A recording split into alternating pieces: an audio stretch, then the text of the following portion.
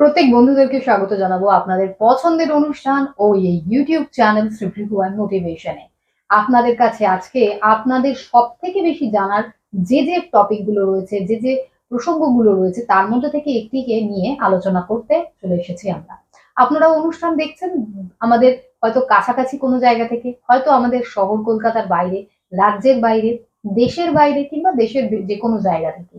এই মুহূর্তে আপনি চাইলে আপনার ব্যক্তিগত যেকোনো বিষয় সম্বন্ধে একটা সুন্দর পরামর্শ কিন্তু পাওয়ার সুযোগ পেয়ে যেতেই পারেন। অনুষ্ঠানে আমরা বারবার বলি কিভাবে কনট্যাক্ট করবেন, কিভাবে নিজের জিজ্ঞাসার উত্তর আপনারা পেতে পারবেন। আপনারা কিন্তু সেগুলোর দিকে যদি একটু লক্ষ্য করেন, তাহলে কিন্তু যেকোনো জায়গা থেকে আপনি একজন পরামর্শদাতার সন্ধান পেয়েও গেছেন। আশা করব যারা অনুষ্ঠান দেখছেন তারা তো পেয়েছেন। আপনি যোগাযোগ করতে পারবেন। আজ যে প্রসঙ্গ নিয়ে আলোচনা করব আমরা, এই নিয়ে জানানোর আগে চলুন আমরা স্বাগত জানাই সেই পরামর্শদাতা। এবং আপনারা প্রত্যেকেই তাকে জানেন, তিনি একজন স্বনামধন্য জ্যোতিষ ব্যক্তিত্ব, তিনি একজন বিখ্যাত হস্তরেখাবিদ, বাস্তুবিদ ও সংখ্যাতত্ত্ববিদ, তিনি সুবৃহ। আপনাকে স্বাগত জানাচ্ছি দাদা। নমস্কার। উপস্থিত সকলকে আমার আন্তরিক প্রীতি, শুভেচ্ছা, ভালোবাসা, বড়দের শ্রদ্ধা ও নমস্কার জানিয়ে প্রত্যেক দিনের মতন আজকেও নতুন বছরের একটা বিশেষ বিষয় নিয়ে আলোচনা করব। তার সঙ্গে সঙ্গে বলবো আপনাদের অনুপ্রেরণা এই চ্যানেলটা তৈরি করা। চ্যানেলের নাম শ্রীভৃগু অ্যান্ড মোটিভেশন। সবসময় তো নতুন দর্শক কিছু থাকে, পুরনো দর্শকরা জানেন। নতুন দর্শকদের উদ্দেশ্য হলো চ্যানেলটা আপনাদের অনুপ্রেরণা তৈরি করা। চ্যানেলটা আপনারা সাবস্ক্রাইব করুন, লাইক করুন, ফলো করে প্রিয়জনদের সঙ্গে শেয়ার করুন, যাতে আপনার পরিচিত লোকেরা উপকৃত হয়। তাদের কোনো না কোনো বিষয় ধরে হয়তো আমি আলোচনা করি। 3000 প্রোগ্রাম, কোনো বিষয় আপনার, কোনো বিষয় তাদের, কোনো বিষয় আমাদের সকলের। তো যে বিষয়গুলো বেশি করে মানুষ জানতে চায় সেই বিষয়গুলো নিয়েই কিন্তু আমরা মূলত আলোচনা করি। সুপর্ণা। এবং তার মধ্যে থেকে আজকে আমরা চলুন জেনে নেব সেই লটারির সম্বন্ধে কিছু তথ্য, যার মধ্যে আজকে লাকি লটারি নাম্বার 4টে 8 আর 3, এই নাম্বারটার বিষয়ে কিছু আপনি যদি ইনফরমেশন দর্শকদের আজকে জানান। এইগুলো একটা উদাহরণস্বরূপ বোঝাবার জন্য বলছি। যে দেশে বা কেন ইউটিউব চ্যানেলটা তো শুধু আমাদের পশ্চিমবাংলার নয়, পৃথিবীর যে কোনো প্রান্তের মানুষ যাদেরকে চ্যানেলটা সাবস্ক্রাইব করা রয়েছে তারা দেখতে পাচ্ছে এই মুহূর্তে। তা আপনি কোন দেশে থাকেন, আপনার লটারি ফরমেশনটা কি আমি কিন্তু জানি না আপনার দেশে, কিন্তু এটুকু জানি আপনার দেশে 1 সংখ্যার লটারি হতে পারে, আপনার দেশে 2 সংখ্যার হতে পারে, আপনার দেশে 3 সংখ্যার হতে পারে, আপনার দেশে 4 সংখ্যার হতে পারে, আপনার দেশে 5 সংখ্যার হতে পারে, আপনার 37 সংখ্যার হতে পারে, আপনার 38 সংখ্যার হতে পারে, আপনার দেশে অনেক রকম ফরমেশন, ওই জন্য ফরমেশন শব্দটা বলছি। কিন্তু কোনোটাই উইদাউট নাম্বারে নেই। তো নাম্বারটা কি? সংখ্যাতত্ত্ব। নাম্বার কোথা থেকে পাচ্ছি? গ্রহ থেকে। কোন গ্রহ কোথায় থাকলে তার আউটপুট কি, কোন গ্রহের নাম্বার কি, বা কোন গ্রহের মিত্রকে, কোন গ্রহের শত্রুকে, তাহলে আমি কোন নাম্বারটা চুজ করবো, কেন করবো, এইগুলো মিনিমাম জিনিসগুলো আমার প্রোগ্রাম দেখে দেখে জেনে নেবেন। তাহলে আজকে এই 4খানা 8 আর বাদ দিক একটা 3, এটার গুরুত্ব কি বুঝতে পারবেন। আপনাকে তো বোঝাবই। যারা পুরনো দর্শক কিছুটা আইডিয়া আছে, নতুন দর্শকদের একদমই আইডিয়া নেই, অথচ আপনি লটারি টিকিট কাটছেন। প্রথমত বেসিক মিনিমাম কিছু আইডিয়া না থাকলে লটারি টিকিট কাটবেন না।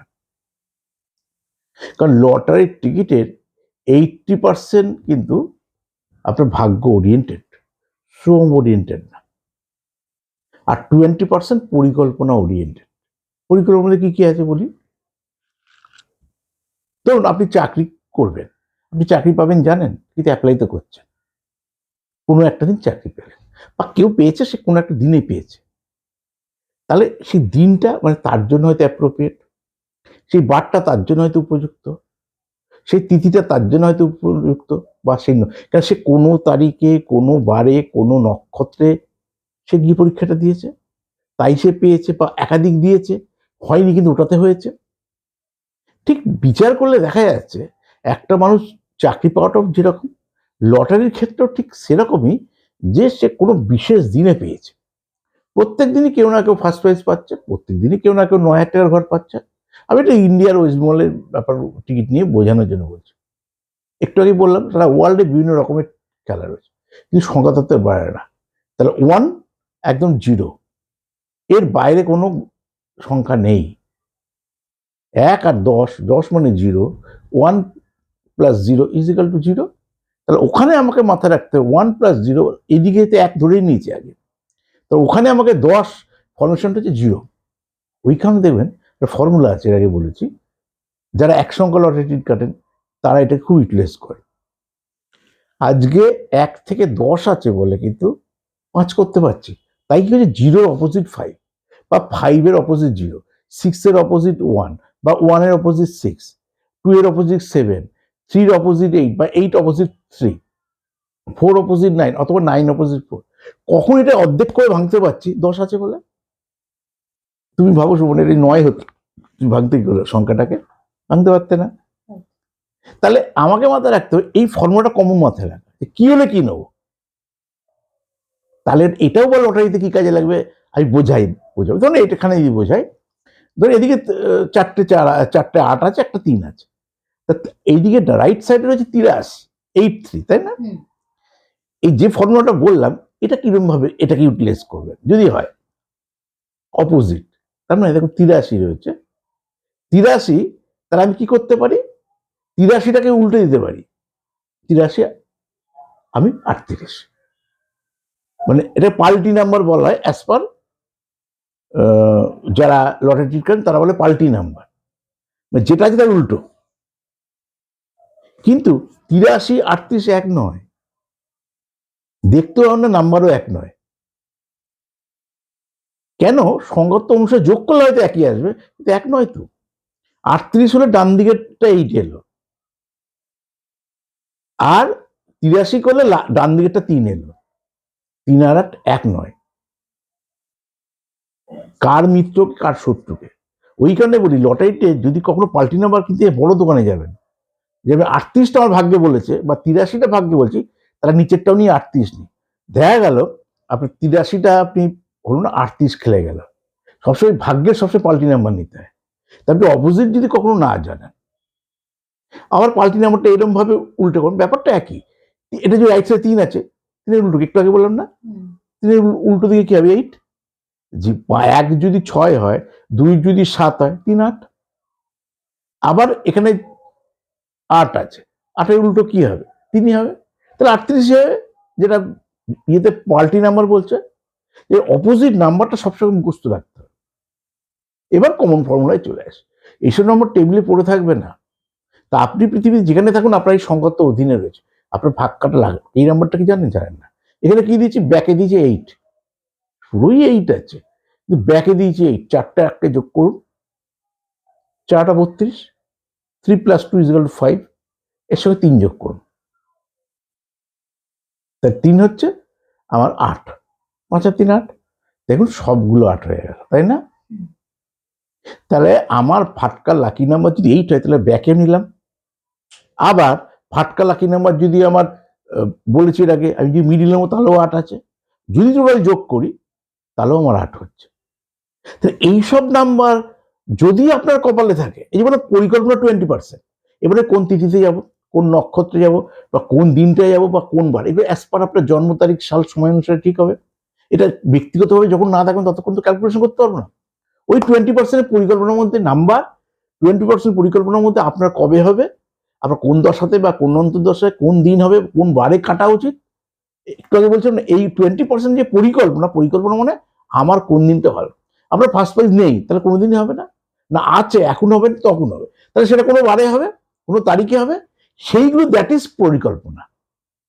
তার ভাগ্যে না থাকলে হবে না। তো ভাগ্যের 80% প্রভাব, 20% পরিকল্পনা। আপনি টিকিট কাটেনি না, তাহলে প্রাইজ পাওয়ার ব্যাপার নেই, সেখানে ফার্স্ট হওয়ার ব্যাপার, কারণ আপনি স্কুলে পড়েন, আপনি শিক্ষার্থী, সেখানে ফার্স্ট হওয়ার প্রশ্ন, 1 থেকে 10 হওয়ার মধ্যে প্রশ্ন, তা সেটা আলাদা, সেটা শ্রম ওরিয়েন্টেড, ভাগ্য ওরিয়েন্টেড নয়। ভাগ্যের সবকিছুর একটা ভূমিকা রয়েছে, সেটা তো মিনিমাম পার্সেন্টেজ। আপনি ফসল করবেন, ভাগ্য ওরিয়েন্টেড ফসল হয় না, ফসল হয় কর্ম ওরিয়েন্টেড। ঠিক ঠিক পরিকল্পনা করে দিতে পারেন, ভাগ্য সবসময় 1% একটা ঈশ্বরের হাতে তোলাই থাকে, যে আপনি বলা যান আপনি কর্ম করতে পারেন, ফলের তুমি আশা করবো না। 3 মাসের ধান হচ্ছে, সুপর্ণা ফলাচ্ছে 18 মন হচ্ছে, আমি ফলালাম 12 মন হলো, আর কারোর ক্ষেত্রে 10 মন হলো। তাহলে এইগুলো আমরা তখন ভাগ্য বলি শব্দটা, একটা 1% হলো আমার ঝুঁকি থাকে, যেটা নিজের দ্বারা নিয়ন্ত্রিত না। সব করছে, রান্নাও তাই, ওর মা রান্না করলো, আমার মা রান্না করলো, আর একজনের মা রান্না করলো, সেম কম্বিনেশনের জিনিস দিলে সেম রান্না হয় না। তখন আমরা কি বলি, কোনো ভাগ্য বলি না, কোনো বলি হাত। ওর হাতেরই কিন্তু জাদু আছে, ওর হাতের রান্না ভালো, ওই জন্য হাতের রান্না শব্দ বলা হয়। কিন্তু হাতের রান্না তো হয় না, হাত দিয়ে লোকে রান্না করে বলে হাতের রান্না বলা হয়। আর অন্য যার রান্না খারাপ তাকে কি হাতের বাইরে বলছে, তাকেও বলছে ওর হাতের রান্না খারাপ, হাত দিয়ে যেহেতু করা হয়। বলছে না ভাগ্য খারাপ তাই রান্নাটা খারাপ হয়েছে, ভাগ্যের সঙ্গে রান্নার কোনো সম্পর্ক নেই।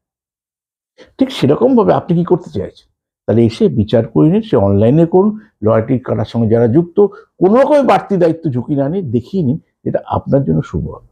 আপনারা পাচ্ছেন 9830143766 নাম্বারে কন্ট্যাক্ট করে আপনারা সরাসরি চেম্বারে পৌঁছতে পারেন।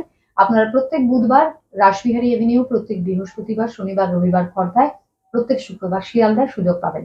আর যদি অনলাইন পরিষেবার জন্য আপনার আগ্রহ থাকে তাহলে সেটা এই নাম্বারেই জানালে পেয়ে যাবেন হোয়াটসঅ্যাপ নাম্বার একটা, সেখানে দিয়ে দেবেন আপনার নাম, আপনার কি জিজ্ঞাসা আছে, আপনার যে বার্থ ইনফরমেশন সেটি, আপনার দুটি হাতের ছবি, গার্জিয়ানের নামের প্রথম অক্ষর আর যে পারিশ্রমিক সেটা পাঠিয়ে দেওয়ার 48 ঘন্টার ভিতরে আপনারা নিজেদের প্রশ্নের যেটা উত্তর সেই রিপ্লাইটা জানবেন। আজ অনুষ্ঠান এই অবধি, দাদাকে ধন্যবাদ জানাচ্ছি। সকল দর্শক বন্ধুদের জানাবো ভালো থাকবে প্রত্যেকে। নমস্কার।